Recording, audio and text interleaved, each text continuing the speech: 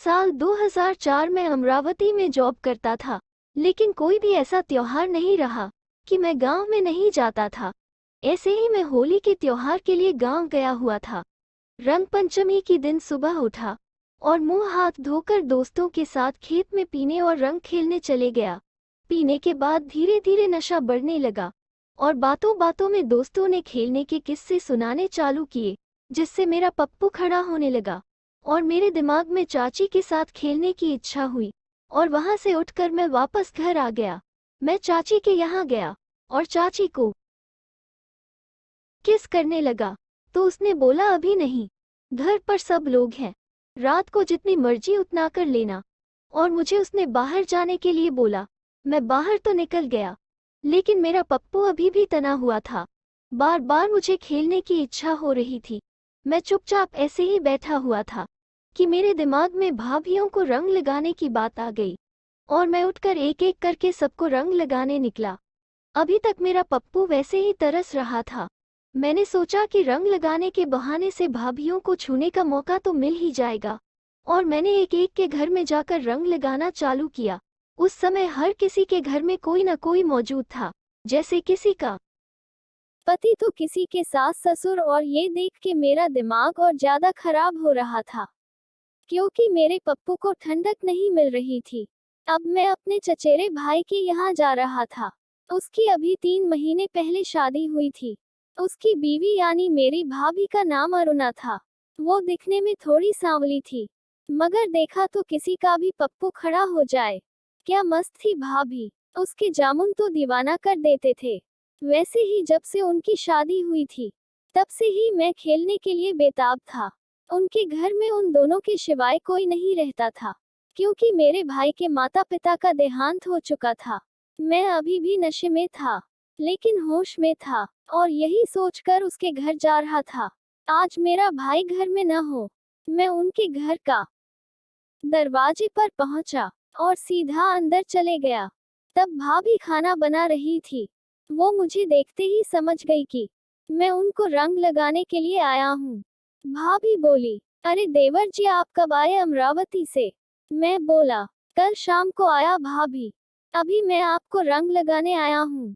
वो बोली, मैं समझ गई थी कि आप होली खेलने के लिए आए हो, लेकिन थोड़ा रुको, मुझे सब्जी का तड़का लगाने दो। मैंने उनसे मेरे भाई के बारे में पूछा, तो वो बोली आज कंपनी में काम होने की वजह से वो ड्यूटी पर गए हैं, शाम को 6 बजे आएंगे। वैसे ही मेरे दिमाग में ख्याल आया कि आज भाभी के साथ खेलने का अच्छा मौका मिल गया है। देखते ही मेरा पप्पू फिर से बढ़ गया और मेरे कंट्रोल से बाहर निकलने लगा। उनके घर में दो कमरे थे। एक में मैं खड़ा था और दूसरे में वो खाना बना रही थी। उसी कमरे में उनका बेड भी था। अब मैं उनके अंदर के कमरे में चले गया और बेड पर बैठा उनको घूर रहा था। क्या हसीन नजारा था। 2 पहाड़ों के बीच में पूरी खाई दिख रही थी। अब वो बोली, अब मुझे रंग लगा लो। मैं उनके पास गया और पीछे से दोनों हाथों से उनके चेहरे पर रंग लगाना चालू किया। मुझे सब्र नहीं हो रहा था। मैंने देर न करते हुए रंग लगाते हुए उनको किस करने लगा। वो घबरा गई कि ये क्या रहे हो देवर जी। वो बोलने लगी, बस हो गया रंग लगाना, अब छोड़ो। पर मैं कहाँ रुकने वाला था।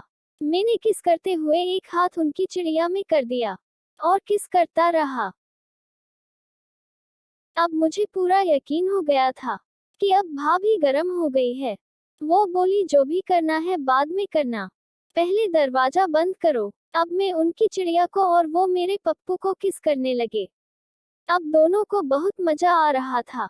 क्या चिड़िया थी भाभी की, एक भी बाल नहीं था, पूरी चिकनी चिड़िया थी। अब वो बोली, अब देर न करो, जल्दी करो देवर जी, सब्र नहीं हो रहा है।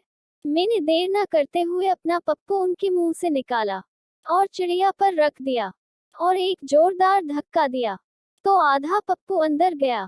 वो चिल्ला उठी, आह देवर जी, मेरी चिड़िया फट गई। फिर मैंने धीरे धीरे खेलना शुरू किया। वो आह आह देवर जी कर रही थी। फिर मैंने स्पीड बढ़ा दी। वो भी पहाड़ उठा उठा कर मेरा साथ देने लगी। अब मेरा जूस निकलने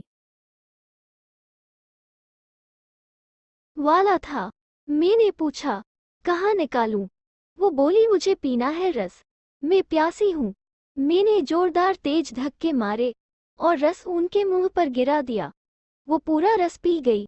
वो बोली, आज तो अपने मेरी होली को सुनहरा बना दिया। फिर हम साथ नहाए और फिर जब भी मैं भाभी के घर जाता हूँ तब खेलने का अवसर मिल जाता है दोनों को। तो दोस्तों, कैसी लगी आपको आज की यह कहानी? अगर पसंद आए तो लाइक करें और ऐसी ही और कहानियाँ देखने के लिए हमारे चैनल को सब्सक्राइब करके बेल आइकॉन को ऑल पर सेट जरूर कर ले। मिलते हैं अगली कहानी के साथ। तब तक के लिए धन्यवाद।